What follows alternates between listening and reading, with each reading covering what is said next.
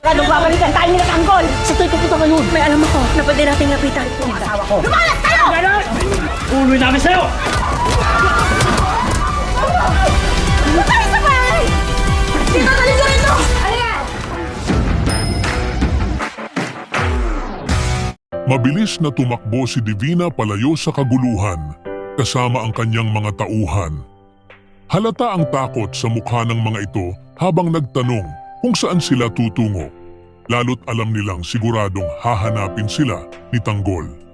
Matatag na sagot ni Divina, may alam siyang mapagkukunan ng tulong, ang dati niyang pamilya. Samantala, tinawag ni Brando si Rocky Boy at ipinaalam dito na dumating na ang kanilang ina, si Divina.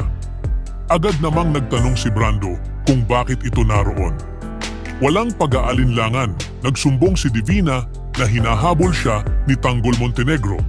Dahilan para mag-alala ang magkapatid. Sa kabilang banda, nakahanap ng ligtas na taguan sina Tanggol at ang kanyang mga kasama. Habang nagpapahinga, napatanong si Tanggol tungkol kina Fatima.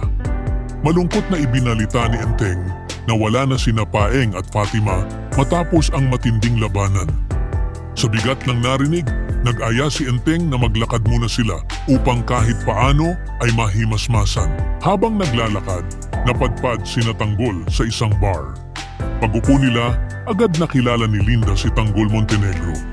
Nagmamadali sanang tatawag sa pulis ang kasama ni Linda.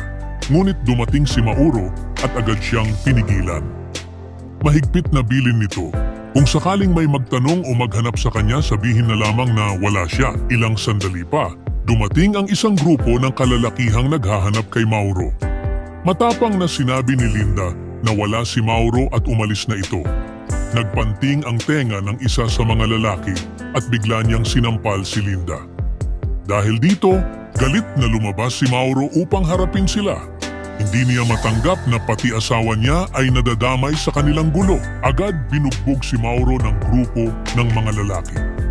Habang pinagsusuntok siya, sinasabi ng mga ito na ang perang kinuha ni Mauro ay gagawin na lamang nilang abuloy. Nakita ito ni Tanggol at hindi siya nag-atubiling makialam. Mabilis niyang pinatumba ang isa-isang kalaban ni Mauro hanggang sa wala nang natirang tumatayo.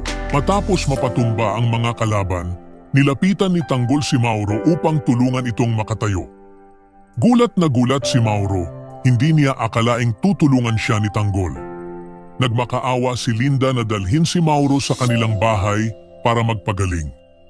Agad silang tumungo roon at pinaupo si Mauro habang si Tanggol ay nanatiling alerto. Narinig ni Punggay ang kaguluhan sa loob ng bahay at dali-daling pumunta roon. Pagpasok niya, unang bumungad sa kanya ang mukha ni Tanggol. Agad siyang bumunot ng baril at itinutok ito kay Tanggol. Ngunit bago pa siya makakilos, agad ding naglabasan ang mga kasamahan ni Tanggol at sabay-sabay na tinutukan ng baril si Punggay. Napalibutan na siya sa loob ng bahay. Sa kabuuan ng mga pangyayari, lalong humigpit ang tensyon sa pagitan ni Tanggol at Divina. Habang tumatakas si Divina upang iligtas ang sarili mula sa paghihiganti ni Tanggol, nagdesisyon naman si Tanggol na magpatuloy sa laban sa kabila ng mga kasamang nawala sa kanya. Ang kanilang landas ay patuloy na nagtutugma sa gitna ng kaguluhan, galit at pagkawala. Sa kabilang banda, nagbunga ang tapang ni Tanggol nang mailigtas niya si Mauro mula sa tiyak na kapahamakan na siya ring nagbukas ng bagong yugto ng pagkakakilala at pagtitiwala.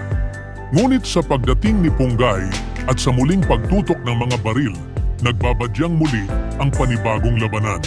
Ipinapakita ng mga pangyayaring ito na sa mundo ni Tanggol at ng mga Montenegro, ang ganti at kabutihan ay patuloy na nagsasalpukan at ang tunay na kapayapaan ay tila lalong lumalayo habang dumarami ang dugo at galit na bumabalot sa kanilang buhay.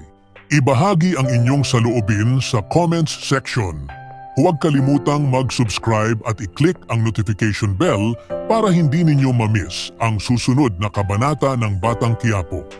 Maraming salamat sa panunood.